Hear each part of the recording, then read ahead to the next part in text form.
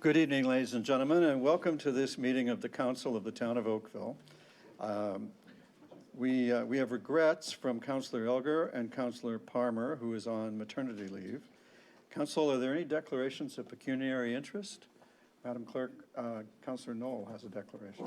Thank you, Worship. I've provided the necessary form to the clerk. It's with respect to item 4 on the ASC agenda tonight. It's with respect to the amendment to encroachment agreement with Oak Park Neighborhood Center. And the reason for my pecuniary interest is that my spouse is the executive director of the Oak Park Neighborhood Center, which is the party that encroachment agreement referred to in the report. Thank you, Councillor. Item 4, you said. ASC 4. Great. Thank you. All right, Council, you have so many minutes in front of you for approval. Let me ask if anybody has any corrections for any of them. And if not, does anybody have, oh, I'm sorry, I was jumping ahead too far. The next thing we get to do is the national anthem. And you know, we have a good audience tonight, so we may actually be able to raise the rafters. Who knows?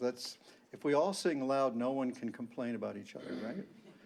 So let's rise and sing "O Canada."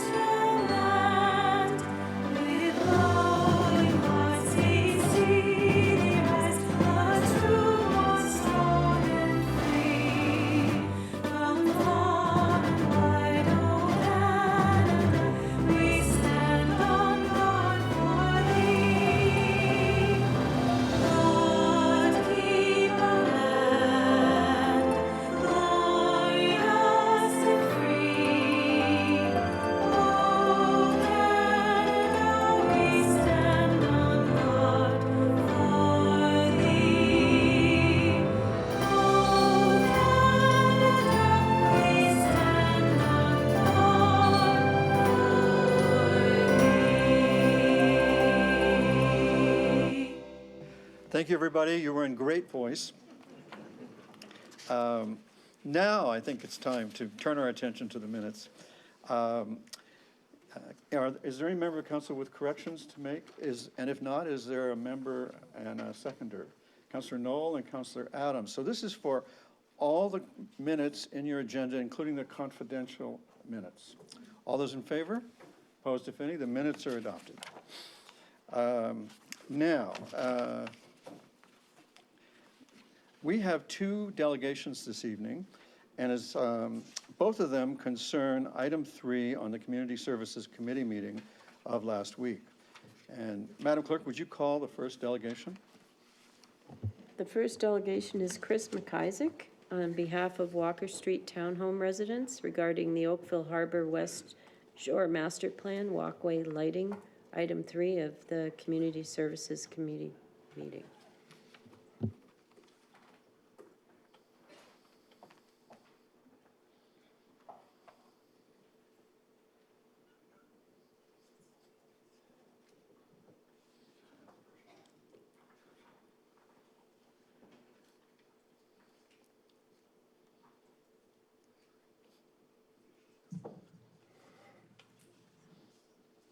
Great. And to Mr. McIsaac, welcome. Council looks forward to your information. Okay. I'd like to thank you, Mayor Burton and Council, for the opportunity to speak this evening. First, I'd like to briefly read from the Oakville Environmental Sustainability Strategy, which was approved by this Council not too long ago, and it covers 2018 to 22. So just as a reminder, what it says, and I'm not going to go through much of it, quotations, provide opportunities for residents and community groups to contribute to enhancing the environmental sustainability strategy of Oakville. So I think that's a good statement, and on that basis, I feel welcome here. My name is Chris McIsaac, as the mayor said. I'm a 40-year resident of Oakville. The first time I've ever been in a council chamber, so this is a new environment for me. And I wish to briefly comment on the lighting plan for the redeveloped park along the West Harbour Lake Ontario shoreline. And I'm speaking on behalf of the 14 residents bordering on the redeveloped parks. I'd like to compliment town staff and Chris Mark particularly for the excellent shoreline park design. I've always believed that Oakville required greater shoreline public access, and I think that this is a major step forward in that endeavor. Our goal in improving the lighting for the redeveloped parks has not only been for the shoreline residents, but I want to assure you it's for the health, well-being, and enjoyment of all Oakville residents. And I'm going to speak to issues related to that very shortly. I wish to emphasize that only 1/3 of the shoreline lights directly affect our homes, so the lighting concerns have been for the community, not just the lights that affect our homes. Our concerns, as presented by Bill Apted, who wasn't able to be here tonight, but Bill presented to the meeting of the Community Services Committee last week, and then we decided, since I was away then, he did it then, and I'm kind of teaming with him now. We presented to Commissioner Bell, Kathy Dudek, and Ray Chisholm, and that was about 3 weeks ago. We had a meeting, and we reviewed and commented on issues that we had with the 2017 lighting plan from the parking lot over to the entrance to the Waterworks Park. And this picture that you see is a beautiful 5:30 a.m. picture on August 1st. So that shows you that we have a real Oakville treasure here in our hands. Significant improvements have been made to the lighting plan with the proposal that Chris Mark brought to that meeting, the Community Services meeting last Monday. Chris brought a proposal that made a significant number of improvements, and I want to briefly comment on the improvements that were proposed and endorsed by the committee. The first change that was proposed was a change to the color temperature. The color temperature is very important, and it was reduced to 3,000 degrees. And this has great interest to the broader Oakville. There's been a lot of medical research done on the adverse health impact of LED lighting that's higher than 3,000 degrees in recent years. And just recently, the American Medical Association issued a policy statement warning of health issues related to temperatures over 3,000 degrees for LED lighting. Now, I realize that probably every municipality in North America and beyond has lighting over 3,000 degrees, and I would urge everybody to pay attention to what's happening in that area, and because it could affect Oakville. But the temperature has been reduced now in the plan to 3,000 degrees, and I thank the town for doing that. And by the way, just out of interest, if you want to know what a light less than 3,000 degrees look like, look at the relamping of the QEW. The lights in Oakville are white, the QEW is orange, and orange lights are good, and they are well below the band of concern. And it's the short wavelength blue light that's inside temperatures over 3,000 degrees that's the issue.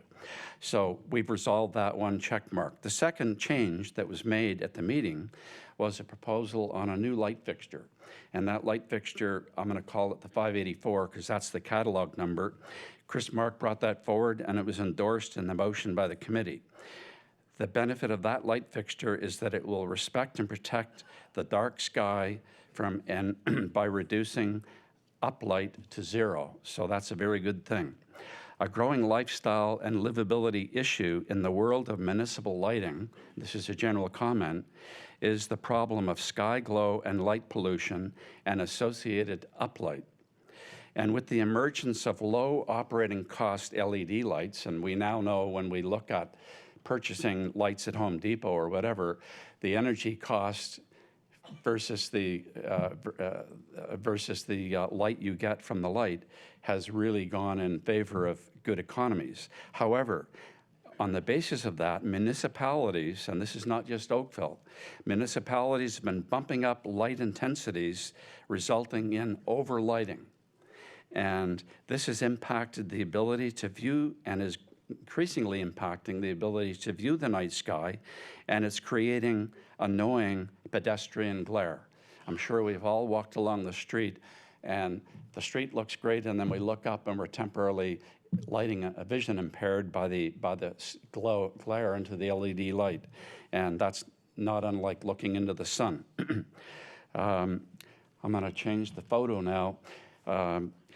Shields were also endorsed by the committee, and the motion passed last Monday.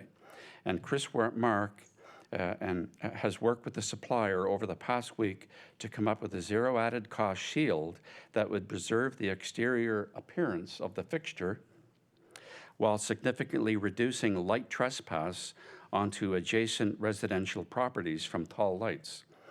And this photo is an example that I took of light trespass and why shields are required.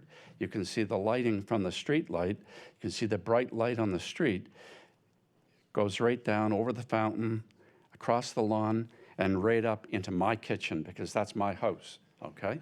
And this is probably one of the most glaring examples of light trespass in the city of Oakville.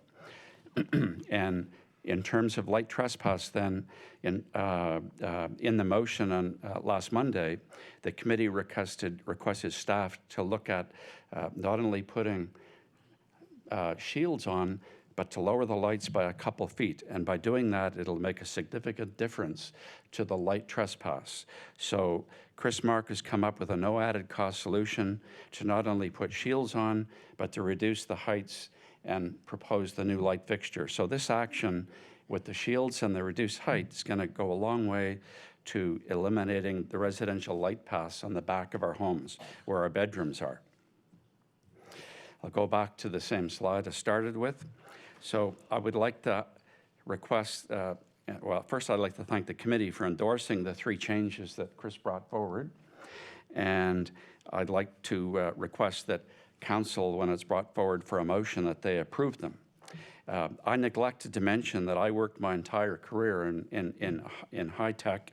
I worked in designing and manufacturing some of the most advanced computers in the world. And interestingly enough, in the early part of my career, as a professional engineer, I worked as a lighting consultant. 4 months, but I worked as a lighting consultant. So I'd like to now briefly make one final request of the town and town council. And I believe this is important, and it's a slight, this 584 fixture has various different options. And I'd like to, within the boundary of that new fixture, like the town to consider an option. And here's what it is. The power input to this 584 light fixture is planned at 60 watts. There's also a 40-watt version, and the color temperature remains at 3,000. The light spread stays the same, which is very good. A little bit of light bounce comes off it, which reduces the sky glow. However, the light is dimmed, significant operating cost savings if it's reduced to 40 watts, and the glare will be reduced, which improves the vision of those that are walking as pedestrians along the walkway. And glare is a fairly significant item. So to explain, I want to use 2 simple analogies. When you're driving on the highway towards a car, and there's a high beam and a low beam, which light do you prefer, the high beam or the low beam? When you're in your living room and you turn the lights on, do you turn the lamp on the coffee table on or the occasional table, or do you put the light in the top of the ceiling on? Each scenario enables visibility, but with distinct differences in enjoyment of the space and strain to the eye. And I would suggest to you that at 40 watts, there'll be a significant difference in the enjoyment whilst retaining the visibility of pedestrians on that walkway. Mr. McIsaac? Yep. Thank you very much for your information. Your time has expired. Do you have much more? I have about 1 minute. I'll indulge you. Pardon me? Go ahead. Okay. So I also want to mention that There are 5 fixtures like this on Walker Street. There's 3, I should say, on Walker Street. In the same distance on the walkway, there will be 5 of these. So by reducing the wattage, there won't be that big a difference. There's an alternative to reducing the wattage. Stay with the 60 watt. However, the light fixtures come dimmable, built into it. And if you simply buy a low-cost controller, the light intensity can be dialed up and down at different times. The town would have infinite flexibility. So I would suggest that one of those 2 options would be much appreciated. And I want to thank Kathy and Ray for the work they've done. And I want to mention, particularly to Ray, the West Harbour is going through a lot of change to the character of it. I don't want to go through all the change. However, Ray is going a long way to working with the neighbors to try to preserve the character of the neighborhood. So thank you, Ray, and thank you, Kathy, too. And Chris and Colleen Bell have also been very understanding, and it took a little while, but they've been very understanding working with us and getting the changes that have been done. And that last item would make a big difference. Thank you very much for your information. Madam Clerk, the next delegation. The next delegation is Doug Wade, also speaking to the Oakville Harbor West Shore Master Plan walkway lighting item. I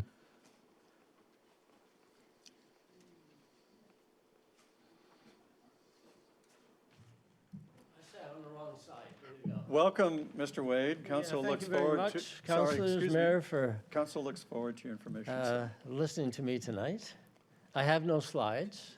You don't need. No, I'm sorry about that. No pretty pictures. And I will admit I do not live anywhere near the lake. I live up near the high school. But my interest tonight is because I have used the harbor for over 25 years and probably sailed in and out of it a good 100 times or more. In every condition, dark, light, rain, snow, freezing, anchor gone, the usual thing. The reason I'm here tonight is that early this month, I drove a boat at night from Hamilton to Oakville Harbor. I'm not sure how many of you are on the water at night or sail or even go beyond the shores, but it's a different world out there. It's dark, it's peaceful, it's beautiful. And I was comfortable in doing so because I knew I'd be able to clearly see the navigation lights, those are the red, the green, the white, of the other boats on the lake. And that evening, I guess the fish were running, there were a lot of boats, 15, 20 boats, that I had to zigzag through, as we all do on the water, to safely get there. Everybody knows the rules of the road. Safe makes for a lovely evening. On the shoreline, however, is a problem. Our shoreline must remain dark. Otherwise, the ability to see other boats, for those of you who've been out on the water at night, it is severely impaired, greatly increasing the likelihood of an accident. This is like walking in the dark and somebody takes a flashlight and puts it in your eyes. You are blinded. If you're on a highway, instantly you can't see any other cars. You can't see anything around you. That is a problem with shoreline lighting, is as you approach a harbor, it has to be dark. You have to be able to see all the other boats. Or as we saw recently this summer in Muskoka, you're going to hit somebody. Eventually it's going to happen. Someone is going to get hurt. Well, the new walkway, and it is beautiful. I must admit, it's a stunning job. We've watched over the last 2 years being built, and they've done an absolutely wonderful job. And it is a welcome addition. Mind you, this is foremost an active harbor. This is not a walkway put elsewhere on the shoreline. This is an active harbor, completely different situation. I request council not put any lighting on the new paths or on the parking lots, as this is right in the water's edge. It's far too close. Oakville Harbor has been active for over 150 years, never had shore lighting. We should not be creating unsafe conditions that could put people's lives eventually at risk. Now, I do have, I may be permitted, a question of council. Is there anyone on council, or perhaps staff, who during the design phase of the West Harbor looked at or had an engineering study done? Was there any study done on the effect of the proposed lighting to boat safety? Mr. Wade, thank you very much for your information. And council in due course will ask what questions it needs to make a decision. Okay, I just have 6 seconds left, I guess, but Oh, you have- if they could get back to me, because I don't know if that's the case. But I'll give you an example of where the town of Oakville did a brilliant job. If we look at the new redevelopment of Bronte Harbor, now Bronte Harbor is excellent. If you come from the lake, and you're out fishing, you've had no fish, you're in a bad mood, you come in, the first thing you see is a lighthouse. Gets you home. And then there are lights on the pier itself. Those lights are downcasting, low wattage, and they are excellent. They show you the way through the channel, they help you get to your dock. Another good thing about Bronte, and this is all we're asking for Oakville, there are no shore lights in Bronte Harbor. To the west is the park. It's dark at night. To the east is the breakwater. It is dark at night. So as you approach from outside, your vision is not blinded. You can see the other boats. You can indeed see the lighthouse. So I'm just asking if it has not been done, as this is a safety issue, and not an aesthetic one as was presented earlier, I think it's incumbent upon us to get this study done and done by a competent engineer so that we're all comfortable that we're not making a mistake. We do not want to put people's lives at risk. Thank you very much. Yes. Councillor Adams has a question for you, sir. Thank you very much. I just wanted to assure you that the committee did consider this very question to its satisfaction, and at the appropriate time, I'll ask our staff to repeat what they presented to the. Was a engineering study done? I- The designers, engineers who put this together, they I'll ask designed the our- lighting, I will ask our staff to provide the same information they provide committee so that you can hear. but do you know if a study was done? I would say that not a specific study on that specific point, but. So there was no there's some- engineering study to determine if Like I said- lighting is appropriate? Like I said, I'll ask our staff to provide the information that Okay. they provide committee. Thank you very much for your information. Thank you for listening tonight. Thank you. All right, everybody. Now we will navigate our way through the standing committee reports. We need a mover and seconder for the recommendations of the Community Services Committee meeting of September 16th to be approved, subject to the separation of item 3, the Oakville Harbor West Shore Master Plan walkway lighting. Councillor Dudek and Councillor Chisholm. May I put the vote? All in favor? That is carried. Then, if council is of a mind, or if two councillors are of a mind, to recommend the recommendations in the memo from Mr. Mark, we need a mover and seconder for the resolution enumerated there, that the recommendations of the Community Services Committee meeting regarding item 3, Oakville Harbor West Shore Master Plan walkway lighting, be approved with a revised clause 3 and additional clauses 4 and 5 to read 3, that the 5 light poles directly behind the Walker Street homes adjacent to the walkway, as well as the 1 light pole at the corner of Walker Street and Wilson Street, be lowered by 2 feet with no additional poles or lights being required to safely light the walkway. 4, that the additional 2 light poles on the walkway connecting to Wilson Street be lowered with no impact on safe lighting levels or uniformity. And 5, that a low-profile shield be added at the time of manufacturing the 8 fixtures mounted on the lowered poles. That's moved by Councillor Chisholm and seconded by Councillor Dudek. Questions, discussion, Councillor Adams. Thank you very much. I wonder if our staff could respond to that question about the light as perceived from the lakeside for the gentleman who was here.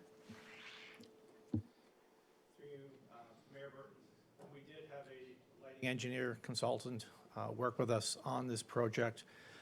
We did not look at it specifically from the water. However, we did do significant consultations in the environmental assessment process. I contacted harbor clubs and the boating community, and we did not have any concerns raised to us regarding the work that's being done in the lighting of the walkway, specifically down in Tannery Park. There is the flashing red light, the lighthouse that's on the end of the East Pier in Oakville that does demarcate the entrance into the harbor, as well as a beacon that's on top of Tannery Hill, which also marks the entrance into the harbor as well. And I will say that I think the entrance into Bronte Harbor is lit very similar to the way that Oakville Harbor is going to be lit as well, and we have not had any concerns raised to us with respect to navigational ability to find that harbor in the evening hours or overnight hours. Thank you very much. I appreciate that. And Your Worship, if I could just speak to the motion, I wanted to thank both of the ward councillors, Councillor Dudek and Councillor Chisholm, for all the work that they've done on this particular project, and as well as the residents who came forward at the committee and worked with both the councillors and the members of staff during the process. We had a very good discussion at the committee, and I think that contributed to the decision that we're getting to tonight, which I think has satisfied a number of the issues that came forward. So I appreciate the process that we went through to get to where we are this evening. Councillor O'Meara. Thank you, Your Worship. I just have a question of staff. We've heard about the concerns from residents. We've heard about the concerns from the boaters tonight. But are we satisfied that these changes will ensure the safety for residents and for people who take who wish to go for an evening stroll, but maintain and want to make sure that they're safe in doing so, and that there's no dark spots, or that it's lit well enough that they feel secure? Through you, Mayor Burton, I have had lengthy conversations with the lighting consultant as well as the manufacturer, and I would tell you that the walkway recommendations we provided for this walkway will provide a lighting level that is safe for pedestrians, and as well provide the uniformity of lighting that's needed to use that walkway at night. I will say, in response to Mr.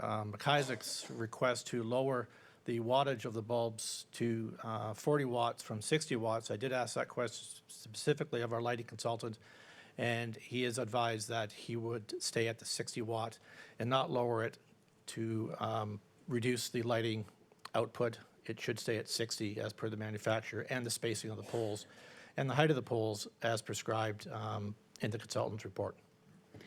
I appreciate that, and thank you, Worship. And just, I know staff are well aware of the issues we have in Bronte with the antisocial behavior at the Bronte Bluffs, and in every dark area that there is around there, it invites all types of antisocial behavior. So, it's a knock-on. It's not good for the residents. It's not good for the community. So, just trying to look ahead that maybe while we're doing this, we're not going to go into the same issues that we've seen in Bronte because of the intention to seek out dimly lit areas by some of our youths. And it is something to consider. So thank you for that. Thank you, Your Worship.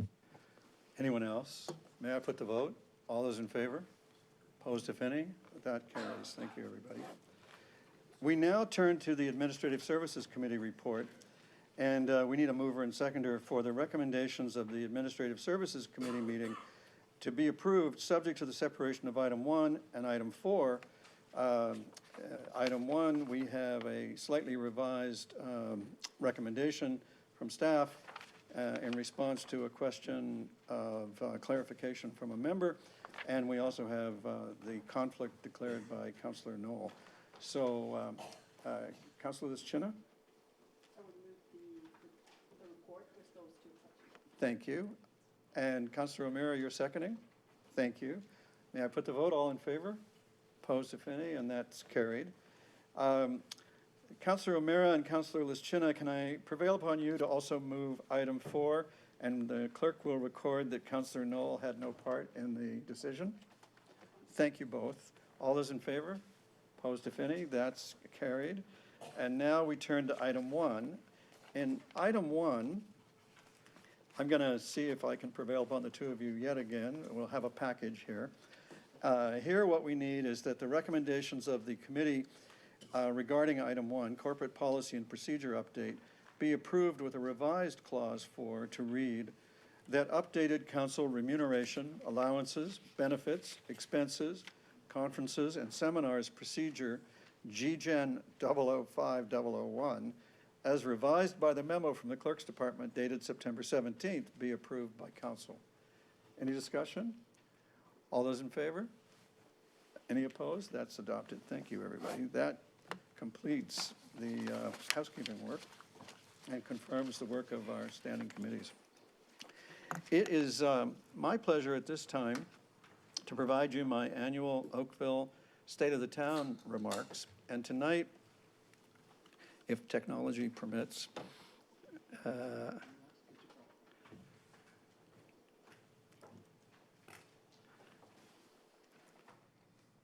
so tonight, as a bit of an unusual approach, I'm giving a slide talk instead of a speech.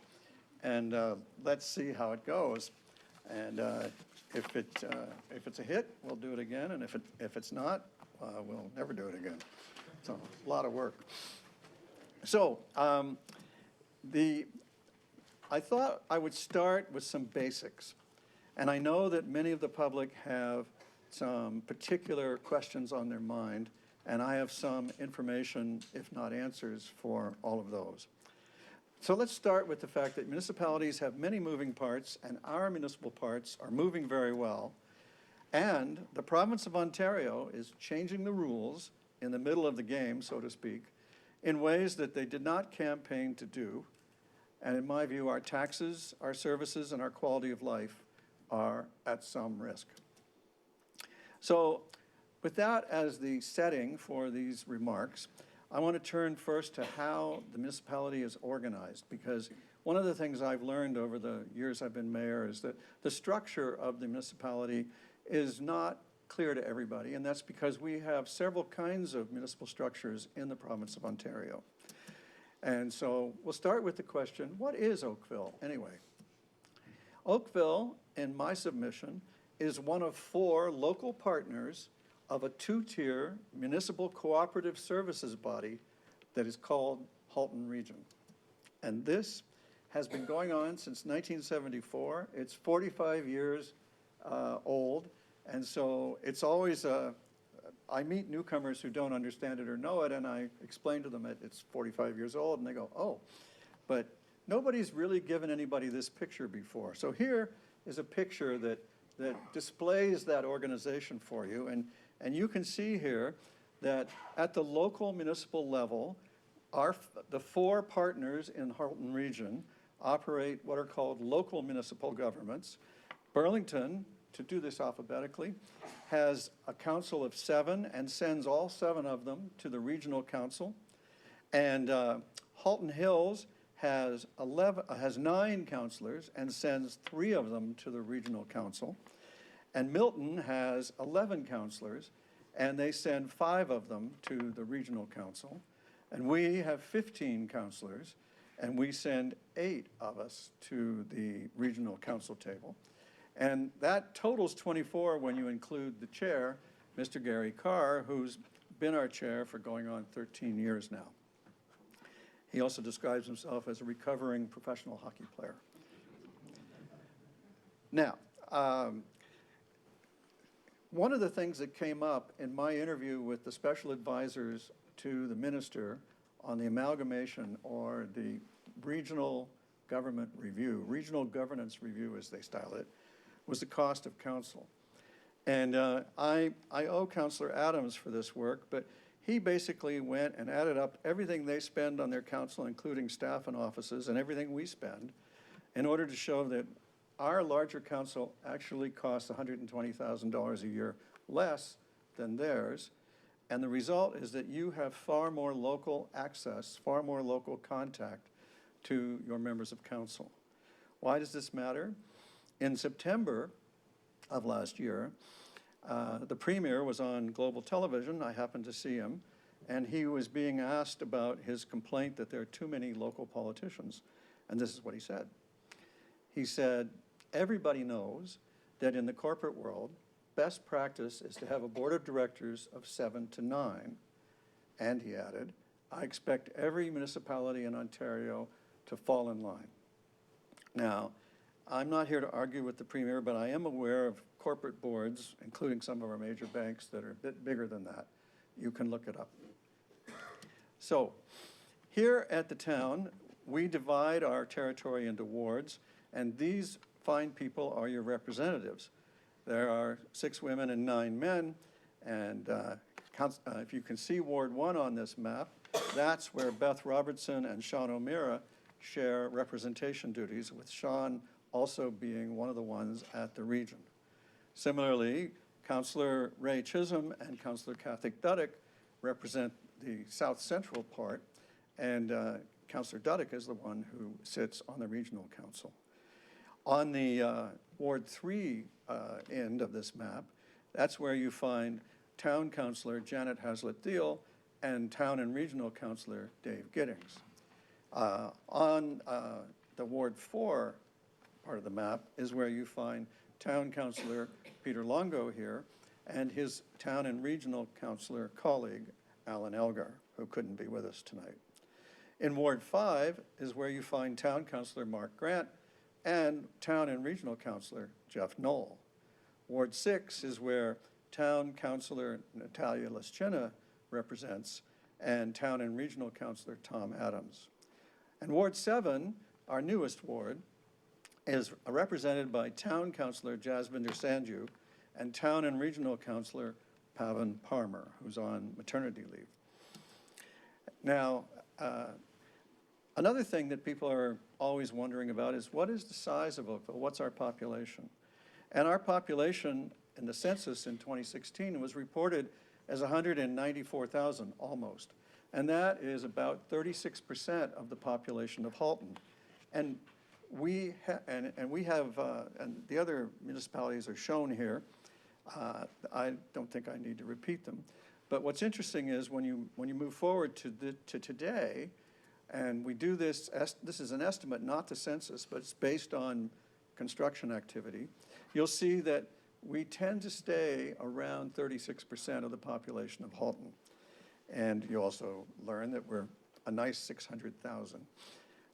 Now, if we were to be put on the same regime that the City of Toronto's council was put on, where one councillor per roughly 100,000 is what obtains, you could see a possibility here of 6 council members and a mayor if there were a City of Halton, or if there was an order from the province to change the size of the regional council. I don't know if the province has an appetite to reach down to the local municipal level. The name they gave their review activity is Regional Governance Review. However, we are a constituent part of that. So we'll have to wait and see. Now, another thing that's always kind of a surprise to people is that we have a great deal of the rateable property in Oakville when you speak about the region as a whole. So we may only be 36% of the population, but we have 42% of the taxable property. So the result is that out of every Halton tax dollar, 42 cents of it comes out of Oakville. And the others contribute, as you see here, 33 cents, 16, and 9. Now, another thing that's very usually surprising to people is to discover that all municipal powers are exercised only by resolutions of council. Individual council members can't go ordering people around. And that a mayor has only 1 vote, plus the leadership duties of a CEO for the town. And leadership duties are the duties that are not executive or authority related. That's the duty to inspire and lead as opposed to direct and order. And our councils at both levels seek consensus. We don't always achieve it, but we do seek it. And I think that's a great part of living in Oakville. All municipal power comes from the province. This is a big surprise to people because a lot of people think that everybody is sovereign in their own sphere. But when you go look at the Canadian Constitution, you discover that there is no municipal government level. There's only federal and provincial. And the provincial level creates and regulates the municipal level. and the province has a veto over all of our decisions. So it can feel a little bit like the old game of Mother May I, if you remember as a child ever being a part of that or seeing others. The role of a municipality, when you look at it in a technical way, is that it's a municipal service delivery corporation, and as I mentioned, it's created by the province. And the province's regional governance review, of which I've spoken a couple of times, is being delayed. It's being delayed until after the federal election. Now, I want to turn to services because I think that's another area where there's a certain familiarity that people don't have about the services. We at Oakville Council, because a majority of us also sit at the regional council, we tend to think of the municipality as being two in one. There's a local element and there's an upper element, and we are in both. And so I'm going to show you what our taxes buy at the two different levels. Now, our property tax also goes to schools. So out of Oakville, 106 million approximately goes to the province for schools. 197 million of property tax comes to the town for services like fire, library, parks, streets, and transit. And about 182 million goes to the region for ambulance and garbage and housing and police and roads and other things. And then there's water. Water is a really big, expensive thing. When you open your tap, most people have no idea how expensive that water that you get from your tap is. And I'm going to tell you. Out of Oakville, because we're about 36% of the population, goes about $360 million for water to the region to sustain the waterworks. So if you compare 360 to 182 or 197, you can see that the biggest bite on your dollar, on your wallet, comes from your water. When you add it all up, the region of Halton spends about almost $1.5 billion, and the town of Oakville spends almost $300 million. Those numbers will be important later. Now, when you look at those services, and what I've done here is I've shown you how much tax money goes into each of those services, and the orange or brown ones are the regional ones, and the green are the local Oakville ones. And what you will see there, what I want you to take away from there, is I want you to notice that the biggest thing that the town spends on is infrastructure, maintenance, and renewal. And then the next two biggest ones are fire and transit. And, next three biggest ones are fire, local streets, and transit. But let's remember fire and transit, because we're going to come back to those later. Now, I'm very pleased to tell you that great progress has been made on reducing poverty. And I don't know that we at the local level can take much credit for that. I can tell you that it's not our job to reduce poverty at the local level. Poverty is something that's addressed by the spheres of jurisdiction and influence of the federal and the provincial government. However, we have made progress at the local level towards supporting or increasing anti-poverty measures, as I'm about to describe. And that is, we've been steadily increasing the number of new regional social housing opportunities. And over the last 12, 13 years, we've added about 1,700 new social housing opportunities to the almost 4,000 that we started with. So that's some progress. We've also adopted unanimously a community safety and well-being plan, and we were the first large municipality to do that at the order of the province. And I'm very, very pleased to tell you that the community safety and well-being plan was created under the previous government, but the current government saw enough value in it to become a proponent of it, and it followed through and ordered the municipalities to create them. The community safety and well-being plan allows us to focus our resources on the safety and well-being of all our residents, and it works in cooperation with the police. It's a great plan, and you can find it on halton.ca. At the upper municipal level, we also administer for the province the Ontario Disability Support Payment Program, and Ontario Works. And because the province historically, and I'm not blaming this government, this is endemic to the provincial government, no matter who is in power. Relative to our perception in our municipality at the Halton level, the ODSP and OW funds have not been adequate, and we have been supplementing the province's spending in this area.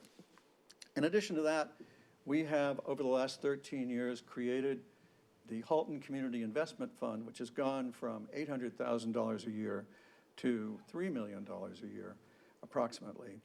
And that, when you combine it with the United Way and the Community Foundation, represents the major source of funds for the, let's call them the non-government organizations or the civil society groups that work to help the needy among us. And mentioning the United Way, I want to point out that as mayor, I'm proud to tell you that I raise about $200,000 a year for the United Way, and I support them strongly, and I hope that you will too.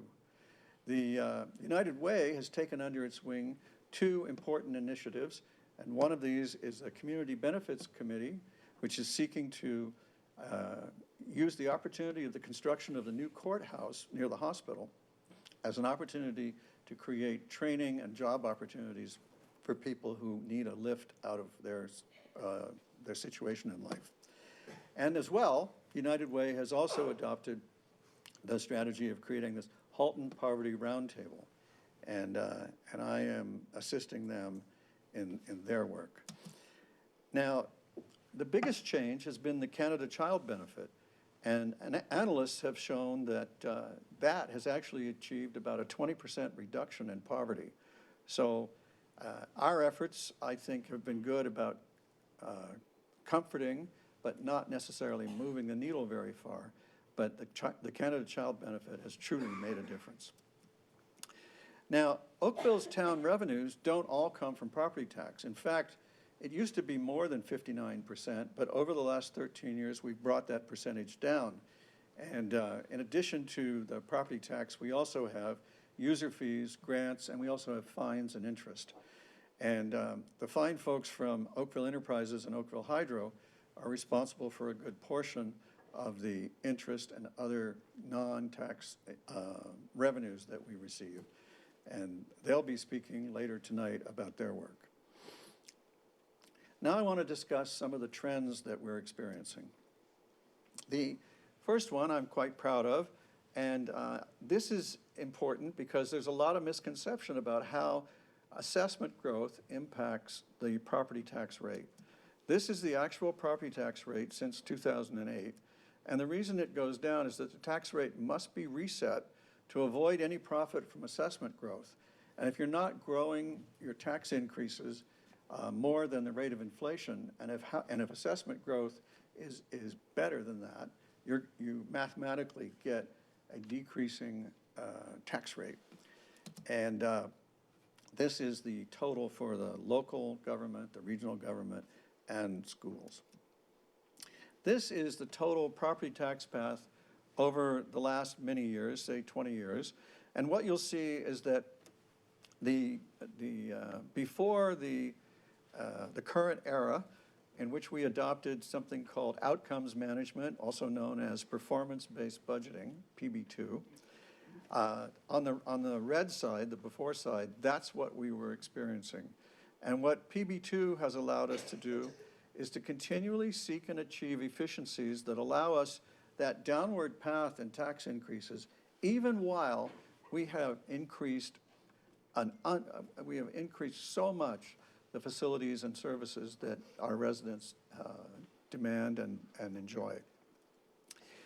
Last year, the Oakville total tax increase was 1.47%. To make that meaningful, I need to compare it to some of our neighbors. Next door in Burlington, they got theirs down to 1.96. Mississauga was a touch higher, and Toronto was 2.55. Now, in the coming year, we're doing the budget now for next year. This is what I believe our tax increase will be for all of our government and school services. And that's because we're bringing on stream a new library, a new rec center, and a new fire station, and the operating costs of that have to be reckoned with. Our neighbors next door in Burlington are saying, I've heard, that they're aiming for 2%. I am predicting that Mississauga will hit 3%, and Toronto will say, I think, 2.5%, but there's a little thing called the municipal land transfer tax, and it is so much money, and Toronto's the only city that can levy that tax.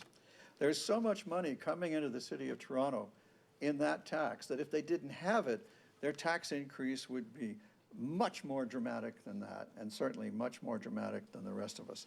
So there's sort of, you know, everybody talks about tax increases, but they get to hide behind the skirts of the municipal land transfer tax. Now, debt is another thing that people are always asking about, and I'm going to start from the bottom here. Canada has debt, total debt, equal to 206 in 2019, equal to more than 200% of their revenues.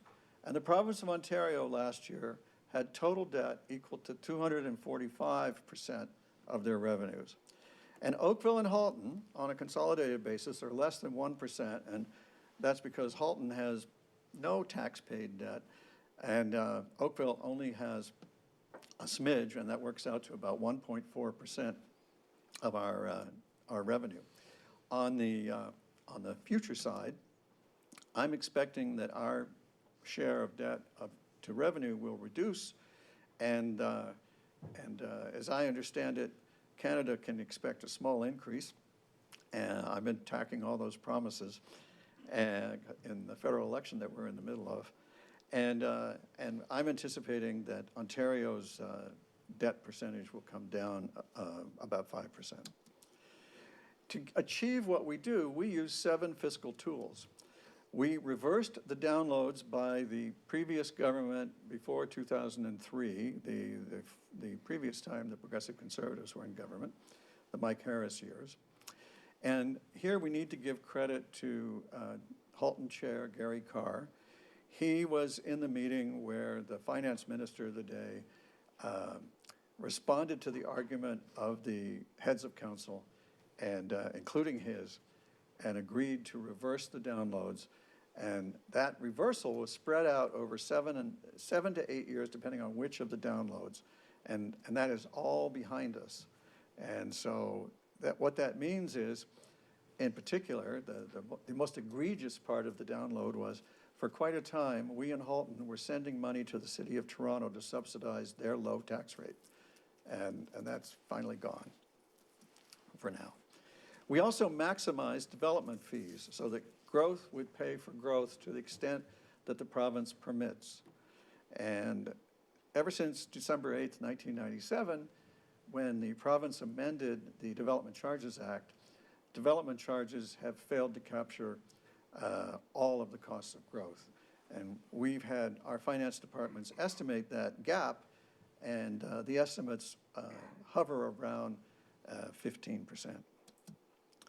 We have reduced tax-paid debt by 88%, and we have created new non-tax revenue, as I said, thanks to the men and women at the Oakville Enterprises, Oakville Hydro. And we have linked user fees to the Consumer Price Index. It was the custom before 13 years ago to respond to requests to hold the fees for arenas and pools and everything, and shift all those costs onto the property tax. That had the result that fees and for the services that we consume were flat relative to the inflation rate, and the property tax was going up at an unsustainable rate. We also, as I said, adopted outcomes management, PB2 as I lovingly refer to it. We are still the only government in Canada at any level in any place that uses performance-based budgeting. We also conduct regular value and efficiency audits and trim $2 and $3 million out of our operations. And we do that by looking for new technological efficiencies, reorganizing our staff deployment, and adjusting according to the market and the demand that we see at the door. Now, the reversed downloads by the PCs is a tool we're not going to have in the future because the current government has taken some steps around development charges that aren't friendly to us on that front. And I'm sorry, what I mean to say is that there are some downloads have been sent our way for the coming fiscal year, and I'm going to talk about those in a minute. And they have also made changes to development fees that are against our interest. This is our growth path by census. And as you can see, our new official plan, Livable Oakville, allowed us to change the pace at which we grow.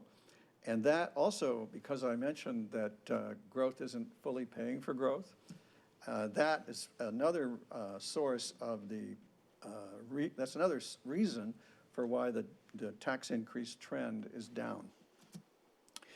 Now, speaking of growth, this is the growth that we have already been ordered to accommodate.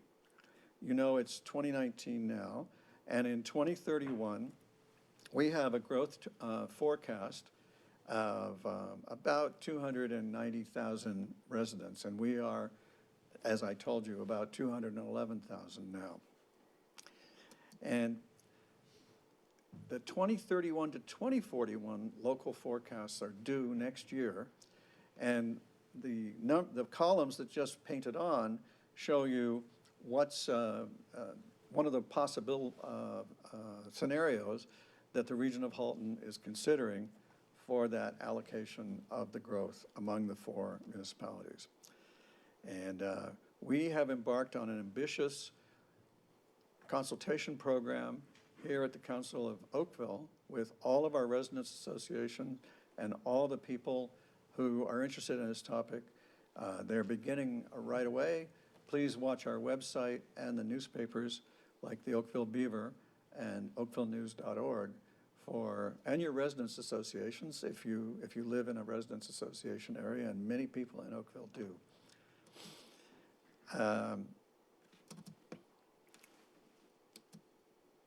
There.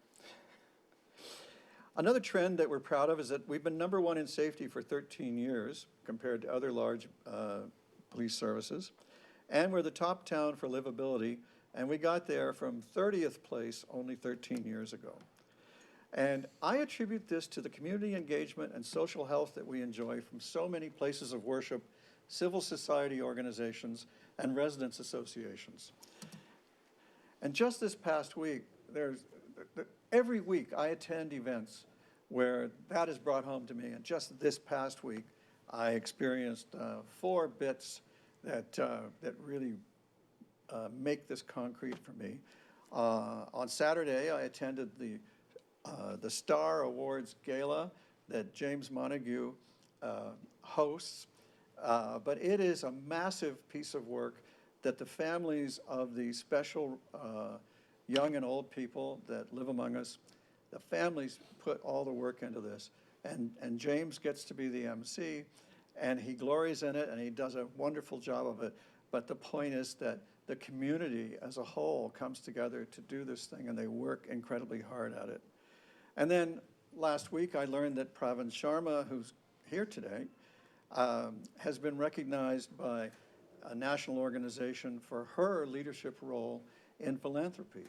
And her work in that field has raised tons of money for our hospital, and she has benefited from the intense engagement of the community that she works with. So once again, there's a person on the headline, but there's a big organization of residents supporting them. And then yesterday, I attended a concert featuring an internationally renowned tenor. He's not perhaps one of the 3 tenors that you remember from TV, but there is a site, there's a website that ranks operatic tenors, and Michael Sade is ranked 74th on that website, and you're allowed to upvote and downvote. I upvoted him, I hope it helped. And he performed yesterday at St. Andrews. Now, he performed in a benefit for the charities supported by St. Andrews, and he gave an impromptu speech. First off, the man sings like the angel Gabriel, if the angel Gabriel can sing. He's an unbelievably good singer and an amazing performer. And he's an Oakville boy, and I think that makes it extra special. And he gave some impromptu remarks about how he'd like to do more. And Father Mahoney told me that St. Andrews is indeed working hard to get him to do more. And then also yesterday was Hope in High Heels, where men allies turned out to support Halton Women's Place and to witness against violence against women and domestic abuse. And several of us were there. I'm talking about the men on council. Councillor O'Meara actually wore the pink high heels with the stiletto heels.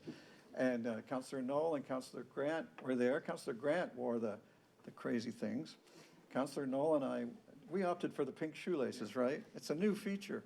They hope it'll get more men to come out. If you've ever, last time I wore the high heels and I fell, and I whined about it at home. And my wife said, "What were you thinking?" She said, "I've never worn heels in my life. Your daughters have refused to wear heels. A man invented them to torture women. Never, no sympathy." So was I ever thrilled when pink shoelaces showed up. So now with that, I hope that all of you men in the audience will be inspired to also come. And, if we hadn't had Councillor Lischina there as our photographer, I don't know what would have happened on the social media side. So thank you, Councillor Lischina.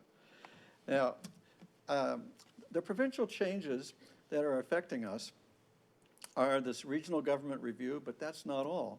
There's also the More Homes and More Choice Act. And a few of the things that it's done is it's created a new pay-to-slay policy for endangered species. It's restricted our affordable housing powers. It has greatly reduced our ability to acquire parkland from developers. And it has put in jeopardy the stable neighborhoods planning rules that we've been relying on to keep unwanted intensification out of your neighborhood. And it has cut our heritage protection powers, and the public process has been greatly reduced. And when you see what that looks like, I think you'll agree that it's all but eliminated. And our zoning and official plans are subject to appeal again. And the reason that that's a great tragedy, if not a travesty, is they don't go into effect until the province has approved them. And then if they're appealed, we have to pay to defend them. And it seems it's before Bill 108, we had a brief period of about a year and a half where the province agreed with us that since they had approved it, it wasn't fair to ask the taxpayers to pay to defend what the province, after all, had implicitly ordered. And so there was a 2-year holiday on appeals for those items. And the costs of growth are shifting to the property tax, as nearly as we can tell, because so-called soft services are being taken off of development charges. Now, a road with concrete and asphalt is a hard service, and a rec center with concrete and steel, for some reason, is a soft service, but that's just the way it rolls. And those soft services are going to be funded by a new community benefit charge. And the community benefit charge is going to be calculated on a formula that will, get this, according to the minister when he's talking to the developers, it's going to create savings for them. And when he's talking to us mayors, it's going to keep us whole, and we're not going to lose any money.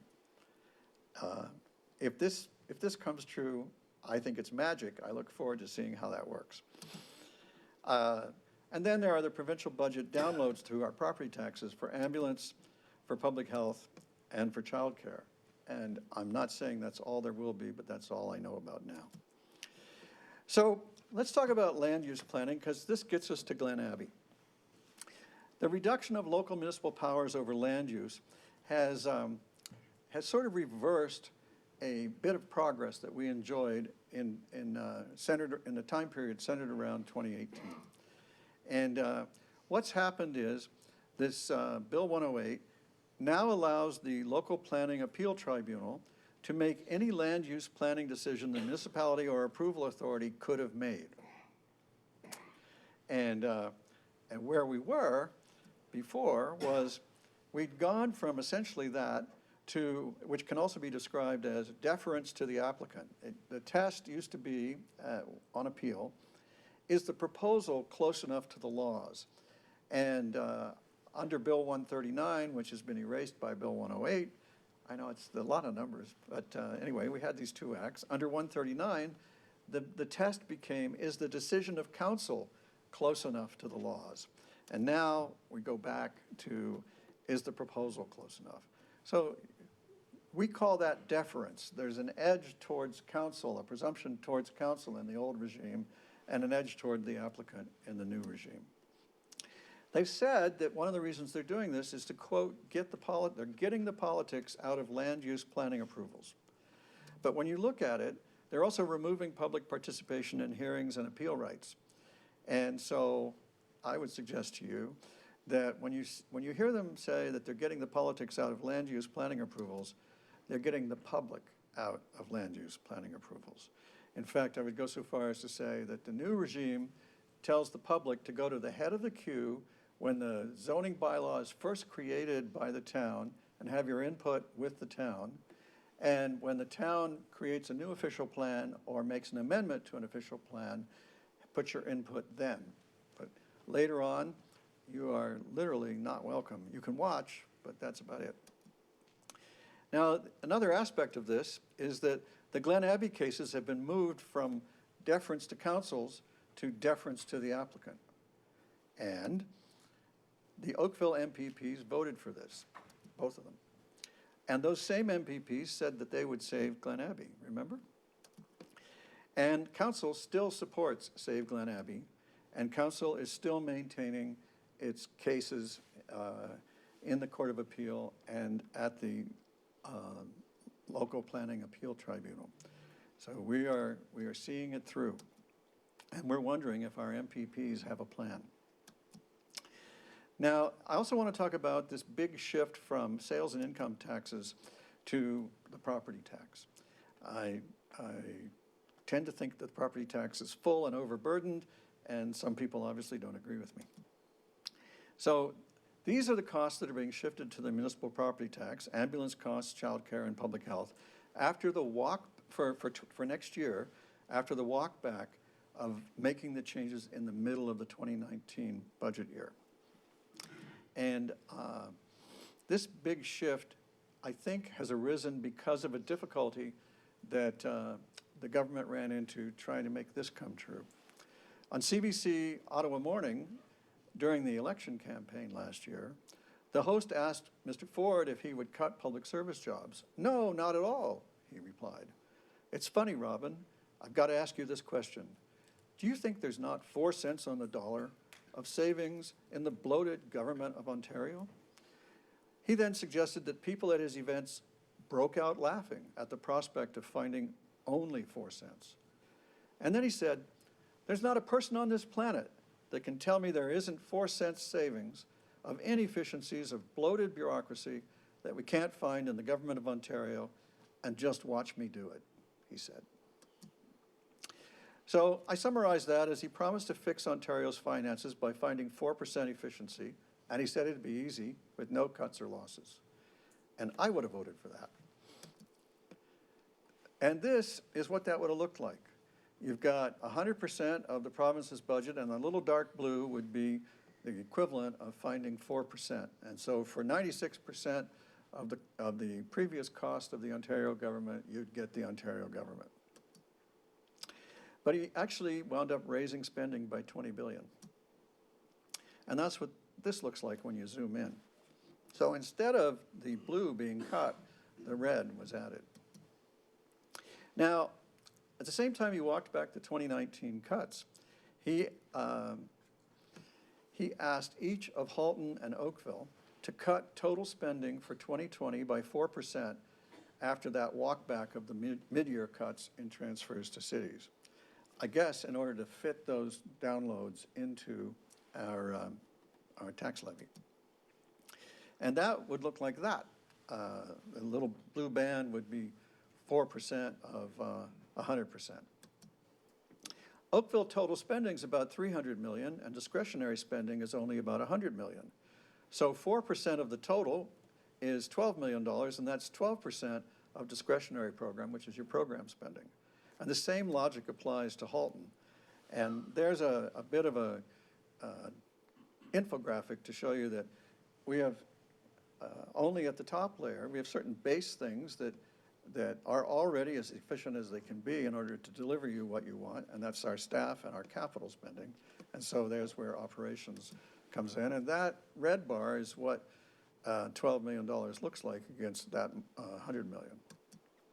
So the Premier's cut request equals $12 million at the local Oakville level, and Halton total spending, including water, is $1.5 billion, and 4% of that would be $60 million out of the spending of Halton.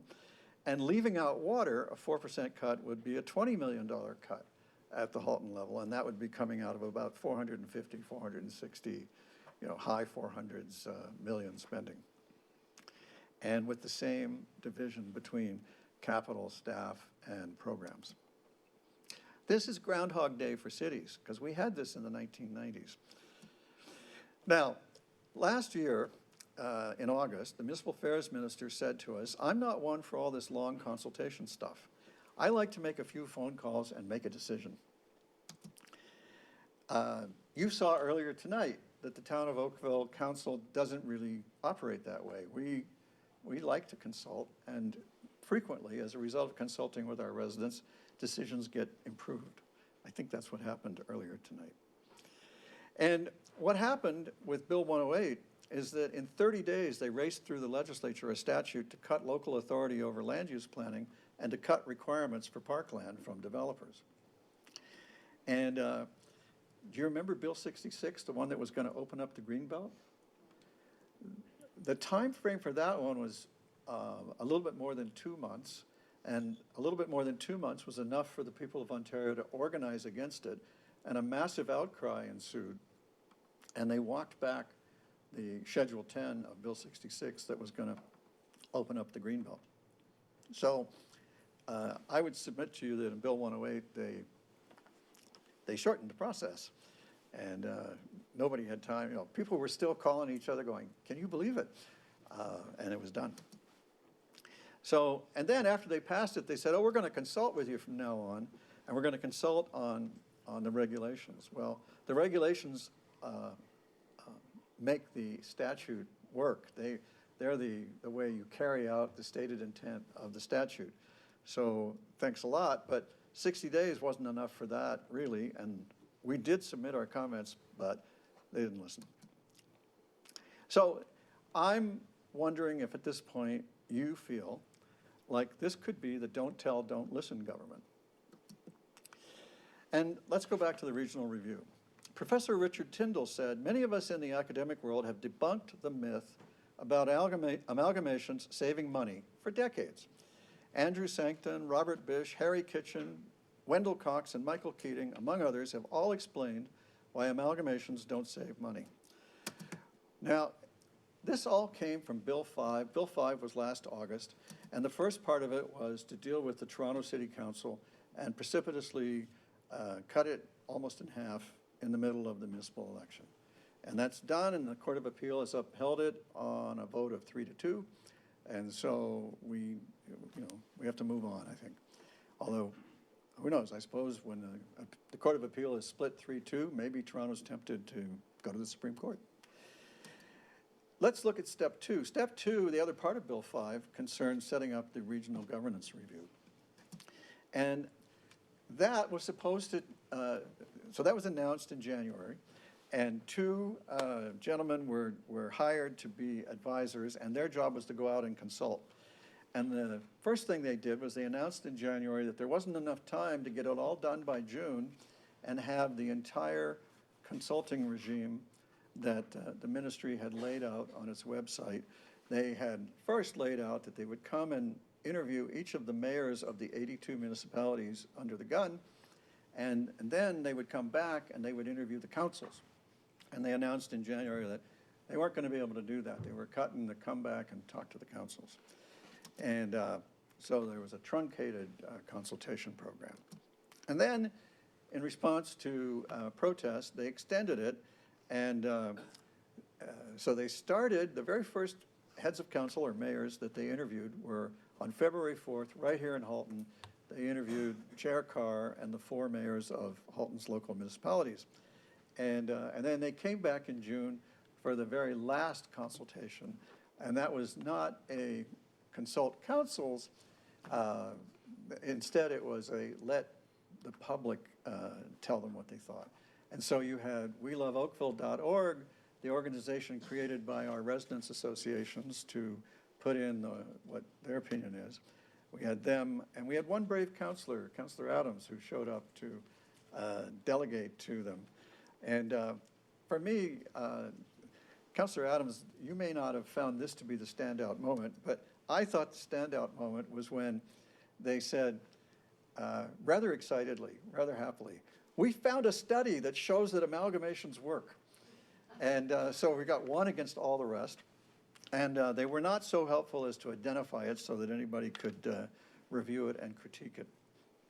And that takes me to my interview with them on February 4th. They had given us some prepared questions, and I wrote down my answers in a paper and gave it to them at the start. And I also handed them a study by the Fraser Institute, Debunking Amalgamations. And the Fraser Institute, many of you will be surprised to learn, is a renowned conservative group.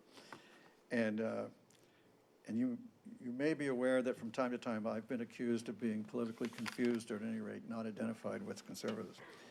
And Mr. Fenn, when I handed him the Fraser Institute study, said to me, "This is pretty rich. You, of all people, giving us a report by the Fraser Institute." And I said, well, I'm considering the audience. They're conservative. Maybe you'll listen to them. And you have what happened. We found a study. And they have been, Mr. Fenn and Mr. Sealing, in the witness protection program ever since. Now, let's talk about outright amalgamation in case you don't have, well, let's just see. Here's my pithiest brief on outright amalgamation. I believe that would constitute a loss of local identity, and I believe that local identity is a crucial part of community engagement, and I believe that community engagement is the heart and soul and backbone and brain of community health, and it's the reason why Oakville is Oakville. And you lose that, and you start turning Oakville into just another place. That's my view on that. And I also believe that the Oakville brand has a certain value that's reflected in your property. I was on the road, coming back from a conference, with a mayor and a chief of staff of another city, who I'm going to try to not name. And my chief of staff and I were in the car, and one of the other gentlemen said, "Rob, what would happen if Oakville and Burlington merged and were called Oakville? Do you think Burlington would go up, Burlington house prices would go up 10%? And I laughed and I said, no, it'd be 20.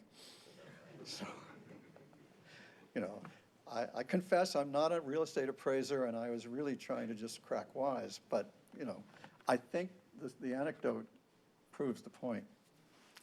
And the other thing that happens when an outright amalgamation is you have to standardize services. The two special advisors argued with me vociferously, strenuously, I think is the word, about how important it would be to regionalize fire and transit. And I said, well, okay, if you do that, fire and transit will be much more expensive, and that will raise taxes. And I thought you were conservatives. And they said, how could it possibly raise taxes? Instead of 4 fire chiefs, you'd only have 1. I said, yes, but you'd have 3 new deputy chiefs. That's how it goes every time you've done amalgamation in the past. So there's no savings there, and if there were, it's minuscule compared to standardizing service. We have 220 firefighters or so. We have more, all of our firefighters are professional firefighters. We have more stations, we have more trucks. We have a fire training campus where we train our firefighters to the highest degree. Our neighbors in Halton all have, to one degree or another, partly volunteer fire departments. And the result is that we have a much higher standard of fire protection and lower fire insurance, and that's good for homes and businesses. So, and on transit, I said, gee, Oakville has 100 buses and a grid system. You can not only go in and out of the GO stations, but you also can go back and forth across town and up and down north and south in town. And Burlington, speaking in round numbers, they got 50 buses and they're just a radial system going in and out of their GO stations. And in Milton, they've got 2 loops, and last time I looked, about 8 buses. And in Halton Hills, they don't even believe in buses. So if you're going to extend, if you're going to regionalize transit, are you going to take transit away from Oakville? Or are you going to raise everybody up to Oakville's standard? And they said, oh, they didn't know this. And they said, oh, well, that would be a problem. Well, we could keep the service level the same in each area and area rate it. Now, area rate is a special term that means you pay a different tax depending on where you live. So you would have a transit tax, and it'd be this much if you don't have very much service, and it'd be more if you're in Oakville, and so on. To which I replied, well, then what would be the point of regionalization? All right, maybe you don't see it that way, but oh, maybe you do. So the other possibility that they also broached was, well, maybe we'll leave the organization alone, but we'll just move those services up. And that brings you, as I just said, to the same place. And then the other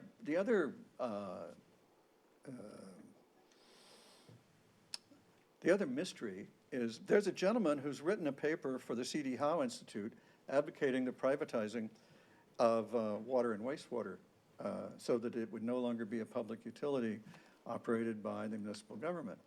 And this would allow, presumably, private entities to take them over. And the benefit to developers would be that these utilities might issue debentures or other forms of debt in order to build new water capacity, which is very expensive, and then collect it back from the rates that are paid by the future residents and the existing residents. And the only thing wrong with that is that it would cost more to have water. There's a profit level that isn't in it now that you would have to be funding. But worse, in my view, is the utility is then taking the risk that the growth doesn't come. Because if you spend $1.5 billion on new water capacity, anticipating growth, and it doesn't show up, you, the taxpayer, are left holding the bag. And so I can see the clear advantage to getting the most expensive part of growth off of the costs that are charged to the developers, but I can't see the benefit to us. And so that's, I hope, an adequate explanation of the major things that are wrong with it. And now there's just one more little thing on regional review, and I hope that everybody will, this will be posted, this slideshow and these slides, and I recommend to you this coming quote from the Premier. In April at a Chamber of Commerce event, Premier Doug Ford was asked about the regional review. Premier Ford promptly responded this way: I really believe, and it goes back to my roots of being a councillor, we have to empower the cities and towns themselves. Nothing is worse, he said, than the province, dictating this, that, and the other thing. That's why we always say opt in or opt out.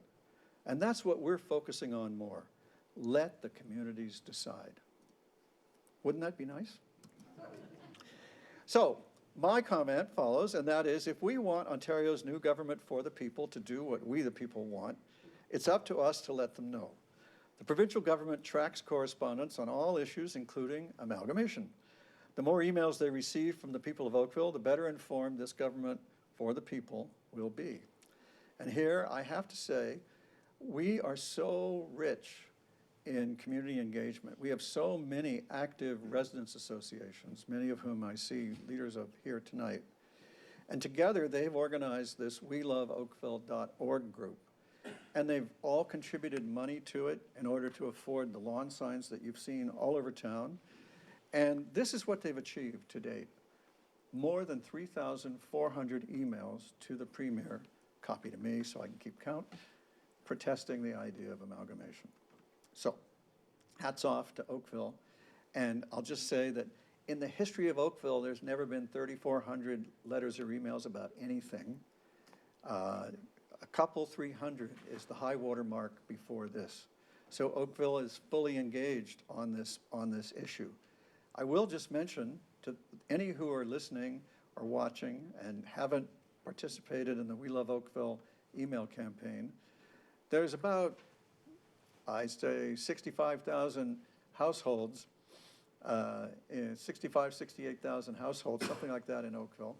And by any reckoning, that means that achieving 3,400, while it's an earth-shattering amount, there's room to grow that number. And it would be great if everybody would go to WeLoveOakville.org and consider those opportunities. So where is the regional review now? The legislature was suspended until October 28th. The original target was early summer. Earlier this year, they shifted to early fall, and they're now saying in August at the Association of Municipalities of Ontario conference that it'd be before the end of the year. And the minister assured us in a speech he gave to the more than 2,000 mayors and councillors that gathered there to hear from him, he said he's made no decisions. But I would note this to you. He chose two advisors who both are well known for favoring amalgamations. He did not choose one for vanilla and one for strawberry. He chose two for strawberry, if I can call strawberry amalgamation. So that's not exactly what I would call a look at both sides of a question setup. And when he was speaking to us at the conference in August at AMO, and he said these words about how there's no decision been made and he hasn't seen the report and it's not going to be revealed till later near the end of the year, the slide behind him said that his goal was, as I quote here, strengthen regional government. Now, whatever that means, I have to leave to you to interpret, but anyway, those are the bits that I've seen, and I've duly reported them to you, and I urge you to consider what you might want to do about the matter. You have a say, and you should use it while you still have it. So now I want to talk about the needs of the town. And we've met the following, so council has to operate by policy. And what we've done is we've achieved these policies, and they guide what we do. They guide our budgeting, and we have a master vision called Vision 2057 that was created at the behest of residents association leaders who thought that the many plans that we have needed something that would hold them together at the center, and that's what Vision 2057 does. And one of those leaders is now on council, and that's Councillor Hazlitt-Thiel right here. And what Vision 2057 ties together is the Livable Oakville Land Use Plan and the zoning bylaw update and all the associated pieces of that. And it also ties together these sustainability plans and policies that are covered in this section of the slide. And they also drive our economic development strategy, our operating budgets, and our capital budgets, and our asset management plan, and infrastructure. So it all ties together, and I have to salute our staff for their ability to keep that tied together. Now, another thing that we need is to attract new businesses, and we have a terrific economic development department that attracts new businesses. And we were just named one of Canada's best places to invest by the Site Selection magazine. And I can announce that Prodigy Game, an award-winning educational technology company, will be moving into the former Tim Hortons site with 300 jobs. And BDO, a leading consulting, business advisory, public accounting, and tax company, is bringing 500 jobs to Oakville at the new office tower down the hill from here that you see the steelwork presently going on. And these are the major projects that we have needed and that are either done or funded, which means they're as good as done, but you know, in some cases, they're going to take a few years. Some of these are pretty major. And we also have on the 10-year forecast a number of very important and expensive projects, and I've listed them here. And I'm happy to tell you that 2 of them are done and the others are on track. And then I want to close by a word about our vision. Our vision is to have outstanding staff, services, and facilities as befit a place called Oakville, and to be the most sustainable region in Canada, and to have fully funded asset management, pay as you go, and avoid debt. And we also have dedicated ourselves to controlling growth, debt, and taxes to only what fits environmentally and economically. And we have strong, we're also, part of our vision is a dedication to have strong discretionary reserves. The experts say we should have $17 million in discretionary reserves. We have more than 50. So you have a well-run town. We also aspire to be Canada's most livable town, and we also are and seek to maintain our status as the safest region in Canada. And we also work constantly to develop new non-tax revenues to afford you the things you want and don't want to pay for in your property taxes. And there's no shame in that. All over the world, people want things they don't want to pay for. It's normal. We also are dedicated to, part of our vision is to have a fully engaged community. And we're proud of the level of engagement and consultation that we do. And we also have, for quite a long time, kept our tax increases at or under the Consumer Price Index. And that involves not only seeking efficiency, but also sometimes saying that has to wait. So when I ran YTV, my strategy, I mean, it's my baby, I founded it, and I learned from my shareholders that shareholders want a smooth performance in a company. They don't want spiky. And it was no trouble at all for me as a taxpayer in Oakville to imagine that taxpayers of Oakville would prefer a smooth performance of your government over spiky. And as I showed you in an earlier slide, you did have some spiky at a time. We also, our vision is to be greener and cleaner all the time. So it's an aspirational goal where every opportunity we lift the bar. And then we also have passed a climate emergency declaration, and our top goal is to be climate resilient. That's our vision, to be Canada's most livable town, and be Halton, as far as Halton goes, to be part of Canada's most sustainable regional municipality. I want to thank you very much for your attention to these brief remarks. And, and I thank you ever so much for sharing your time with me and hearing these remarks. And I am always available at mayor@oakville.ca for questions and further discussion. And many of you know, those of you who know me know that I enjoy very much going out over a drink of something, be it coffee or other. And I look forward to our further and future engagement. So thank you very much, everybody.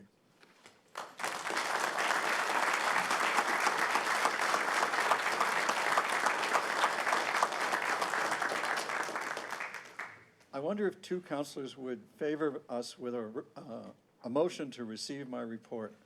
Councillor Giddings and Councillor Longo. All those in favor? And that's carried. Thank you very much, everybody. It's now my pleasure to invite the CEO of Oakville Enterprises Corporation for his quarterly update. And I think you'll find this, even if you only came for me, I beg you to consider this is good and you might like to hear it. I'll understand if you have other things, though.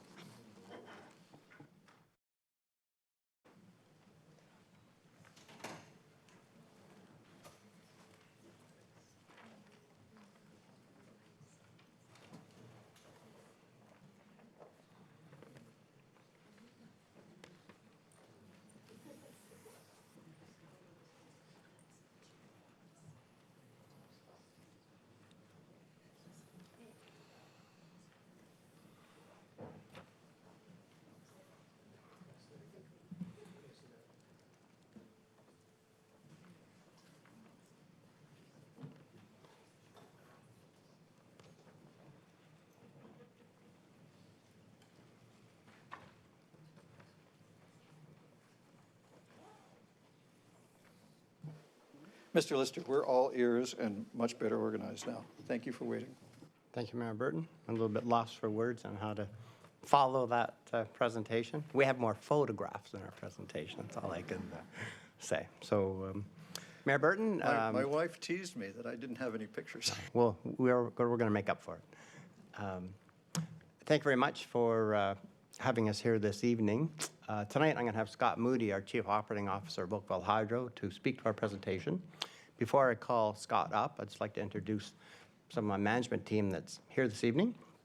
I have Pat Spruan, who's our Corporate Secretary, Sean McCoggan, our Chief Operating Officer from Energy and Infrastructure, Serene Fernandez, our VP of People Excellence, Tessa Schellenberg, Manager of Communications and Marketing, Karen Marner, our Chief Financial Officer, Mary Caputi, Chief of Staff and Senior Vice President of Construction Operations, Doug Welton, Vice President of Business Development, and Jeff Mocha, Vice President of Enterprise Innovation. I also have some directors from our board with us this evening. I have David Brennan, Chair of the Board. Also have Cliff Inskip, Sarah Lance, Helen Palmer, and Lucy Casasilla. So with that, I'll ask Scott to come up and give the presentation. Thank you.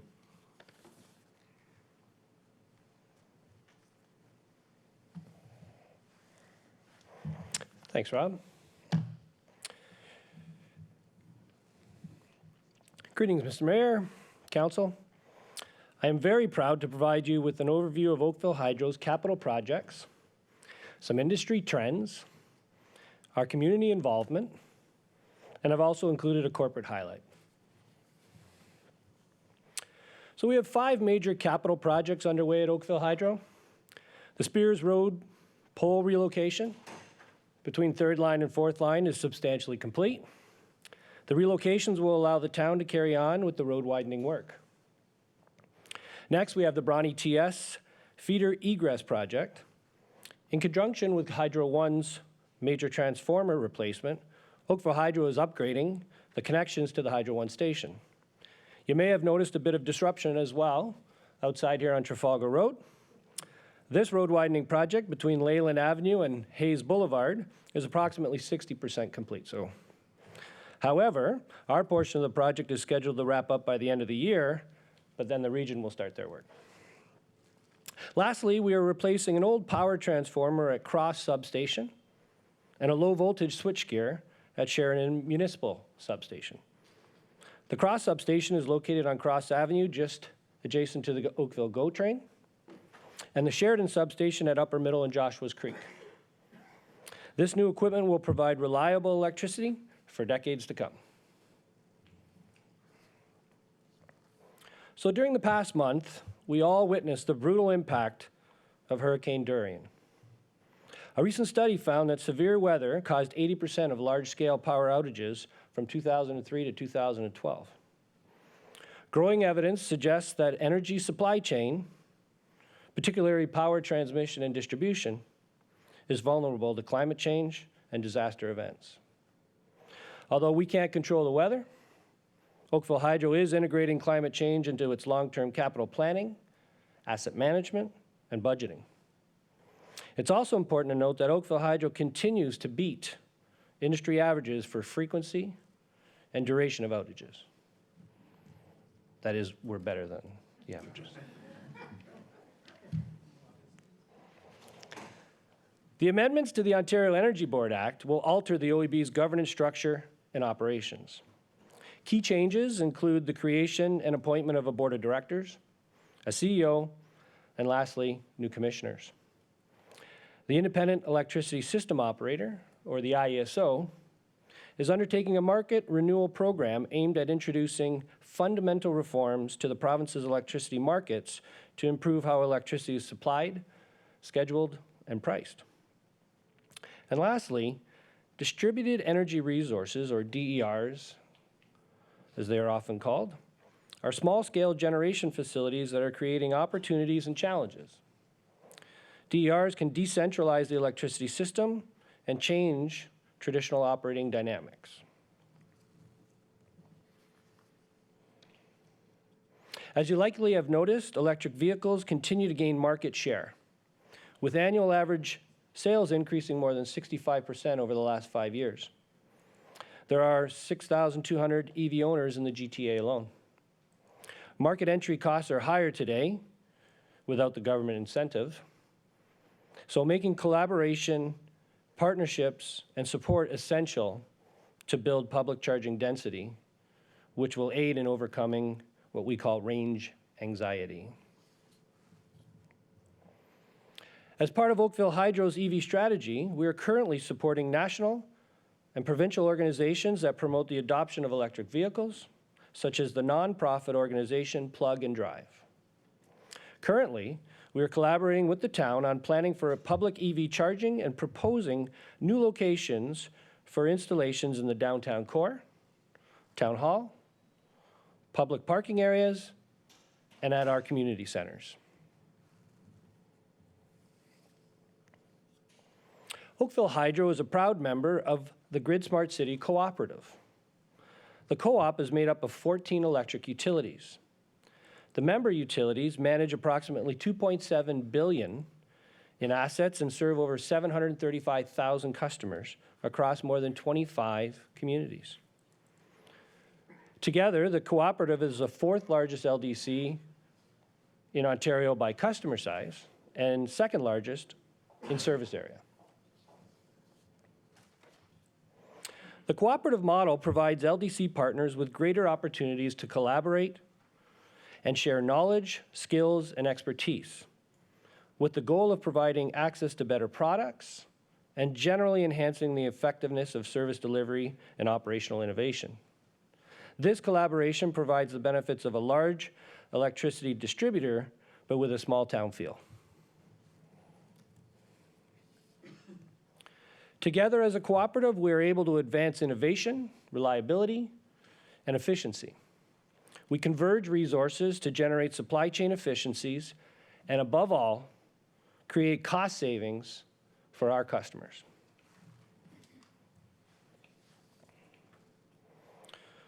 Through knowledge collaboration, Grid Smart City is a proud partner of McMaster University's Ice Harvest Research Project. This project promotes a vision of sustainable communities that produce, utilize, and manage their own energy systems. This fits very well with Grid Smart City's focus on creating an energy network of the future.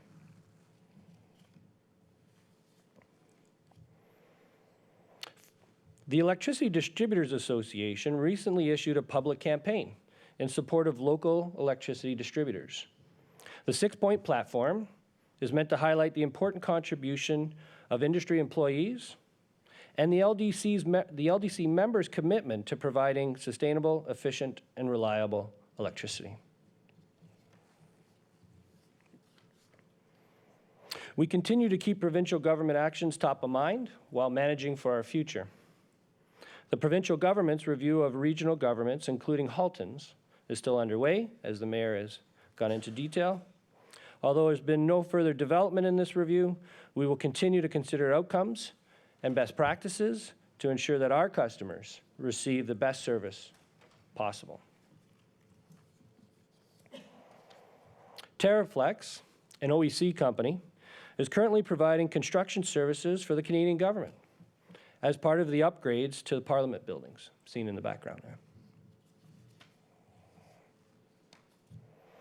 As pictured here, Oakville Hydro was very proud to support the annual Terry Fox Run this past September 15th. And in addition, we are pleased to support the Bronte Village Stakeholders Coat Drive.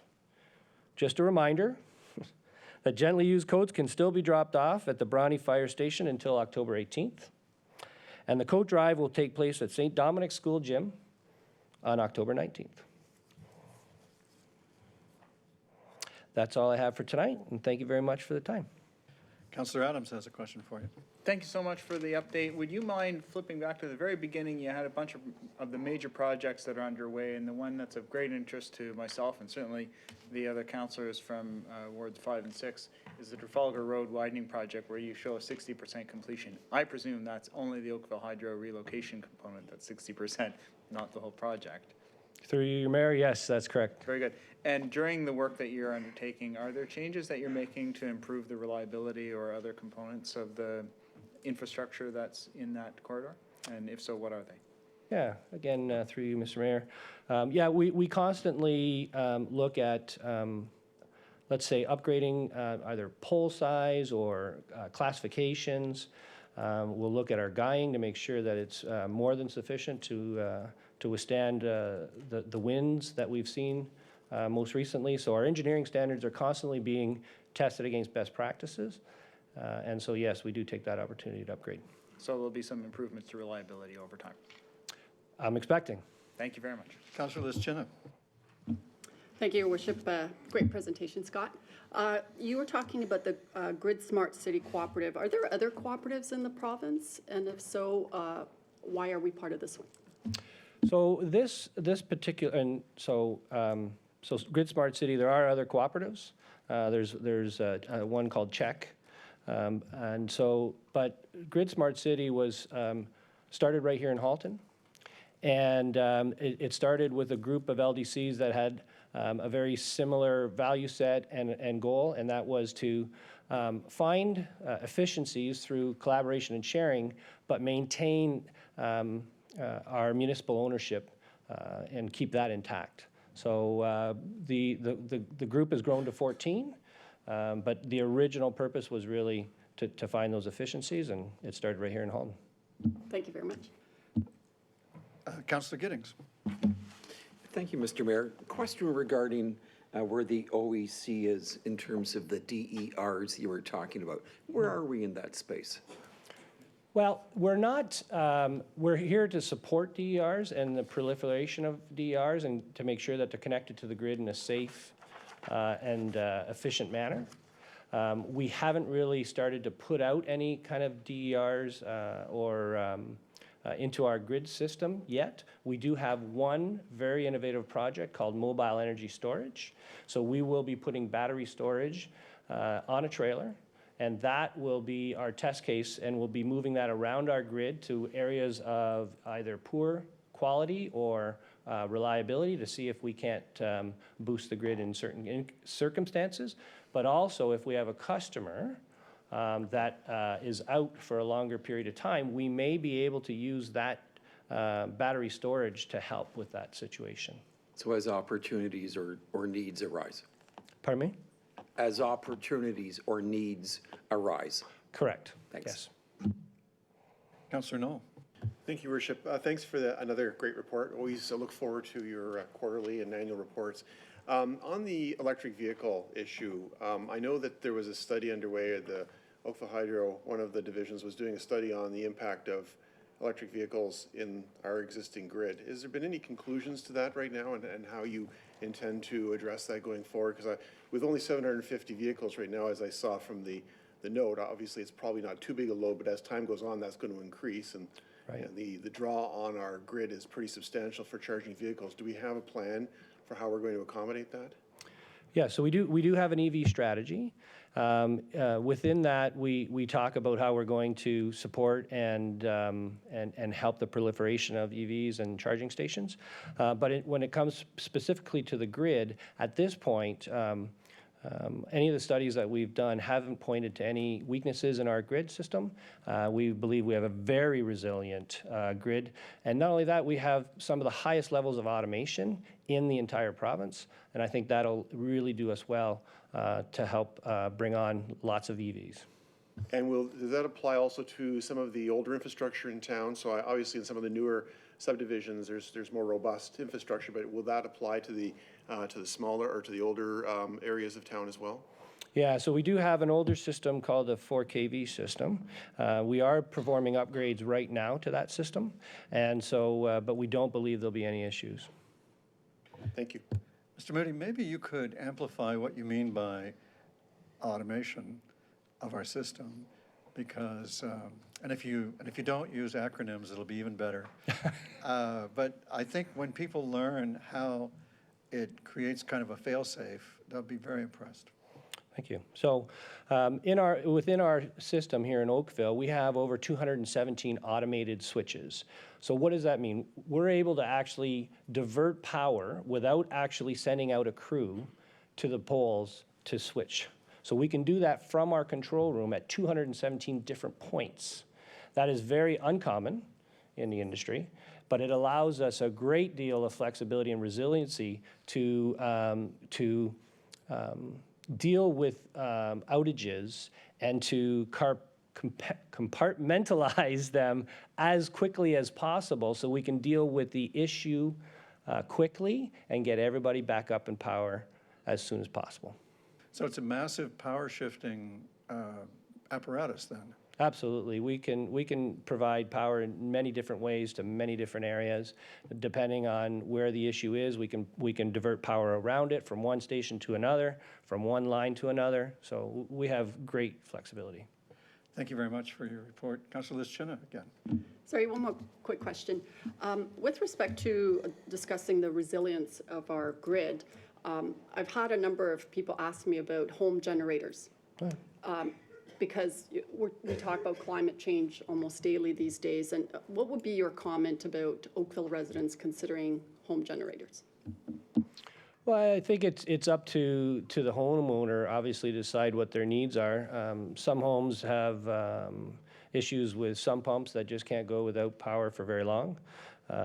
But at the end of the day, we have some of the highest reliability numbers, not only in Ontario, but in the country. And so I would say if you're living in Oakville, I think you'd be okay. Thank you very much. You just want to save their money. Yes, sir. Good answer. Thank you very much, sir, for your report. Thank you to everybody from Oakville Enterprises for the great job you're doing. Thank you. Can I have a mover and seconder to receive the report? Councillor Lischina, Councillor Knoll, all in favor? And that carries. Thank you, everybody.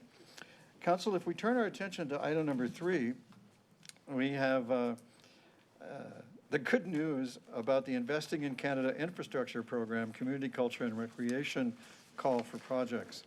And what you're being asked to approve is the calling of a special meeting for October 16th for the purpose of holding a workshop to identify community culture and recreation projects to be considered against the federal provincial criteria for funding through the Canada Infrastructure Program. And that a special meeting of council be scheduled for November 5th to approve projects for submission to the province for consideration under the Canada Infrastructure Program. Are there questions about this matter? Councillor Chisholm. I have a question. I move this? You're eager to move this one. Yes. Is there, Councillor Adams? I have a quick question for our staff, and that is when it's coming back for the further discussion in October, could staff be ready to consider the issue of partnering with a number of organizations that we have historically partnered with, including the gymnastics club, the soccer club, and there's a whole host of other smaller organizations that we have worked with in the past on various projects, and where they would fit into this kind of a submission? Through you, Mayor Burton, yes, we can do that. Thank you very much. One of the criteria I would note is that we do have to have a business plan. So if we partner, it would be very important that there is a business plan with those partner agencies to demonstrate their ability to fund the capital portion and any operating costs. And given the tight time frame associated with this, I know that a couple of the organizers have been working on business plans. Could staff work with them to ensure that they're aware of the opportunity and how they may or may not be able to fit into it?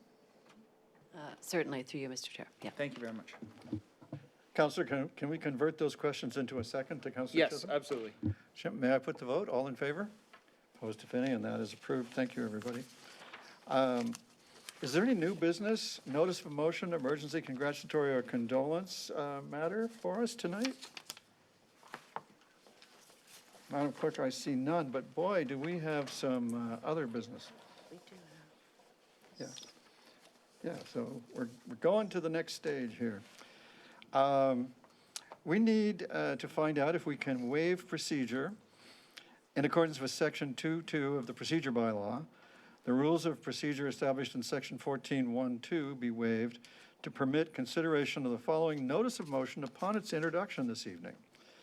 And that motion is brought to you by me and Councillor Knoll, and it says, whereas a regular meeting of council is scheduled to take place on October 21st, and whereas the 2019 Canadian federal election is also scheduled to take place on October 21st, and whereas council supports voting engagement in all levels of government, therefore be it resolved the regular meeting of Oakville Council scheduled for Monday, October 21st, be rescheduled and held on Tuesday, October 22nd. So can I put the vote on the waiver of the rules first? We need 9 for this. All those in favor? That carries handily. And now, may I put the vote on the change to the meeting date? All those in favor? Oh, that carries handily too. Thank you, everybody. Now, we have got requests for reports and a few other matters as well. I think I have them here twice. I'm just checking to make sure I'm not losing anything. Well, Madam Clerk, you'll keep me. That's the new one. This is the new one? Well, shall we do the new one first? We have a request for report moved by Councillor Giddings, seconded by Councillor Haslett-Thiel, that the Director of Municipal Law Enforcement report back to Council as soon as reasonably possible, but in any case no later than the first quarter of 2020, on a possible revision to the sign bylaw that would exclude structural components such as frames and borders in the calculation of sign face area of ground signs, aligning the Oakville sign bylaw with other municipalities and with generally accepted industry standards, and any impacts the proposed revision may have. So that last bit is to be part of the report. May I put the vote? All those in favor? The request is approved. So that's that one. Now we have a request for report moved by Councillor Knoll, seconded by Councillor Grant. And in this one, staff are requested to review opportunities to regulate the number and location of payday loan businesses, as well as determine what other regulatory authority the town might have to protect consumers from potentially usurious rates and predatory practices, and to report back to council with information and potential methods to regulate these businesses in the interests of consumer protection. And councillors, might I suggest we also request, as part of this report, information on what measures we might want to advocate the province and the country consider? I think that's a terrific addition. Okay. Councillor Chisholm. As part of that is a consideration, looking at that is looking at one per ward, because we have a lot in our ward. As a friendly addition to that, would you be fine with that? I'm perfectly fine with that. Anyone else? May I put the vote? All those in favor? Councillor Knoll and Councillor Grant, congratulations, that carries. All right, Councillor Chisholm and Councillor Dudek request a review of options regarding traffic and parking issues at West Harbour area. I believe you have this in front of you. And for the benefit of the public, in anticipation of the completion of West Harbour Improvement Project, that staff complete a comprehensive study and report back to council with options to address traffic parking issues. Focus will be on the section of the West Harbour area, specifically from Brookfield to Forsyth and Lakeshore to the lake. The report would include, but not be limited to, adequate on-street parking, traffic flows, a possible four-way stop at Wilson and Burnett, speeding concerns, and future signage installations. May I put the vote? All those in favor? Congratulations, it's approved. We also have, from Councillor Dudek and Councillor Knoll, a request for a review of municipal property usage by cable and communication companies. I wondered when somebody would go after this. This aggravates a lot of residents. You know, the hanging wires that you see and that stay there forever? They request that staff report back to council on options to address the techniques that cable and communication companies utilize on municipal property, namely the existence of cabling left hanging, grounds left open after excavation occurs, covers of utility boxes unsecured, and the lack of response to calls from the public and municipal staff. And I think without asking for it, I'm sure we're going to get a component of that report about who has jurisdiction. And we may not like that part. Councillor O'Meara. I just have a question. Was this aspect not encompassed under the municipal access agreement, which we've been trying to get the one in particular utility company to finalize? Or have we not already done this yet? That's my question. Let's let the solicitor field that for you. Through you, Mr. Mayor, that work is continuing, but we'll consider that as part of the resolution. Okay. May I put the vote? All those in favor? It's the more the better. belt and suspenders, I think, is the principle here. All right, the next request is moved by Councillor Adams and seconded by Councillor Lischina. Ward 6 is interested in maintenance and design standards for new and existing walkways. And I'll read this, and councillors, you can correct me if this is the right version or not. That staff report on the existing maintenance and design standards for new and existing walkways and the landscaped areas within cul-de-sacs, including standards for widths, construction, fencing, lighting, safety, security, plantings and landscaping, winter and summer seasonal maintenance, and the process for interacting with adjacent landowners when changes do occur. That staff report on options to improve the consistency of the standards and communication protocols. All right, may I put the vote? All those in favor? Opposed, if any? Congratulations, Ward 6. You too have won a report. Now I have to, Councillor Sanju and I beg for your support for the following request for a site-specific sign bylaw amendment at 16 Mile Sports Complex. And the motion is that staff prepare a report on the potential for a site-specific amendment to the sign bylaw 2018-153 that would allow a ground sign with a static electronic message board at the 16 Mile Sports Complex located at 3070 Nayagawa Boulevard, including any council considerations. May I put the vote? Councillor Chisholm. I believe we have, with all our signages and all our rec centers and so forth are uniform, and they've gone through, if I remember correctly, a very strong analysis of what should be placed in the design and so forth. With this sign that's being proposed, is it within the same design, or is this something totally different that would it complement or distract? I guess it's the question. Compliment. Through you, Your Worship, can I ask of Commissioner Bell to? You can ask anybody you want. Commissioner? I would just point out, the commissioner's not the mover. Through you, Mayor Burton, it would be the same as all of our other rec centers. It's just a procedural little hiccup that's blocked them, and it greatly inconveniences Skate Oakville. So this is our effort to do the right thing. May I put the vote? All in favor? Opposed, if any? Thank you, everybody. That carries. Now, Madam Clerk, is there any other, or did we catch them all? That's it. Well, then, we need a mover and seconder for the consideration and reading of the bylaws as listed in the agenda. Councillor Longo and Councillor Grant, thank you. All those in favor? Opposed, if any? The bylaws are confirmed. That completes our work. I want to thank you very much for your time and attention and your contributions. It's been great working with you, and we are adjourned.